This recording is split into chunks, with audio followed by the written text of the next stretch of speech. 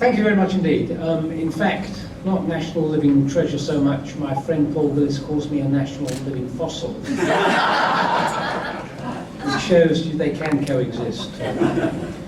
My first job, and then I'll sit down before talking to you again, is to introduce the Australian Humanist of the Year, who's a great friend of mine and colleague, Jane Caro. She's a social commentator, and the citation says, in recognition of her public advocacy of atheism, secularism, and ethics as a product of informed and reasoned discussion, in espousing these core humanist ideals, Jane has been outspoken on a wide range of issues, particularly equality for women and the need for high-quality public education. Jane, would you come and join us?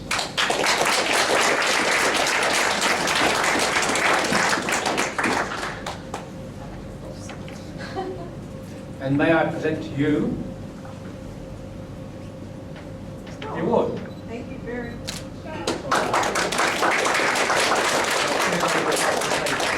Thank you indeed. Well, this is rather humbling, really. It's lovely to be in a room full of people who are ruled by common sense. The really tragic thing about today's society is that common sense is not very common anymore. And it seems to be getting worse rather than better, in my view, particularly amongst our leaders. There's a disproportionate number of people with very strong religious convictions in our elected offices. Australians, one of their most endearing qualities as far as I'm concerned is that if they are religious, they wear their religion very lightly. I think it's one of our great strengths of the Americans who tend to carry their religion around awfully heavily. The Australians don't. But actually I think Australia is a deeply secular society. And we know, for example, in the census that the number of people who are actually, saying that they have no religion is going up. But half of the ones who say they do just put C of E because that's what their mum told them to put. They never go to church. They never really think about God. And they are eminently sensible in most of their points of view. I mean, if you ask the Australian people about voluntary euthanasia or whether abortion should be decriminalised or gay marriage, most of them would say, what's all the fuss about? Of course. But what we have is a number of people in positions of power with totally different agendas from those of the majority of the Australian people. And this worries me. I'm particularly worried about the next election. I don't know about you. But every time I think about September the 14th, I feel vaguely sick to my stomach. I find myself liking Barry O'Farrell more and more. And I think Adrian Piccoli, if I was religious, is a saint. So you can see my standards have fallen considerably. I'm very pleased that New South Wales has signed up to Gonski. I'm hoping that they've signed up in such a way that it can't be rolled back. I'm still worrying terribly about the rest of the states of Australia. I liked what Paul Keating had to say some time ago when he said, very little gets between a premier and a bucket of money. So I'm assuming that most of them will give in to the inevitable and sign up, because Tony Abbott said very clearly he won't be giving certainly public schools any money at all. And call me cynical, but I suspect New South Wales will hang on to its bucket of money for one reason and one reason only. This is a really sad reason. And the reason is that quite a lot of that money has gone to private schools. 90-odd% of private schools are religious schools, of course. And never in the history of Australia has a Liberal government taken $1 away from a private school. Tragically, nor has a Labor government ever taken $1 away from a private school. We're only too happy to take great buckets of money away from public schools any time we turn around. But we won't take it from private schools. And the fact that they've got a lot of money as well. They shouldn't have, but the fact that they've got it, the only good side is the public schools in New South Wales are likely to keep it too. And that is something. Gonski isn't perfect, but for the first time, money will follow real evidence-based need for the children, certainly anyway, of New South Wales. And that's such a relief, because our public schools are doing it incredibly tough. And we're stupid. I've written a book called The Stupid Country with Chris Bonner, how Australia is dismantling public education. And it's stupid to run public education down because the rest of the world actually isn't, or nowhere near as rapidly as we are. And we're shooting ourselves in the foot for the future, because if we less equitably develop our talent, well, we won't be able to compete terribly well on the world stage. And also, we won't be able to talk about merit, because we won't be advancing people on merit, we'll be advancing them on privilege of birth. Tragedy, really, to think that Australia is going back down that route. And why are we doing it? Because the last place that churches have a toehold and have a real influence is in private education. So they are doing it because it maintains their influence in society. It's not done for educational reasons. It's because the pews are empty, but the schools are full. And that's why they're doing it. And it's really, really totally depressing. But not to depress you. I want to cheer you up. This lovely award couldn't have come in my life at a nicer time, really, because in July, my next book will be released, and it happens to be called For God's Sake! Exclamation mark.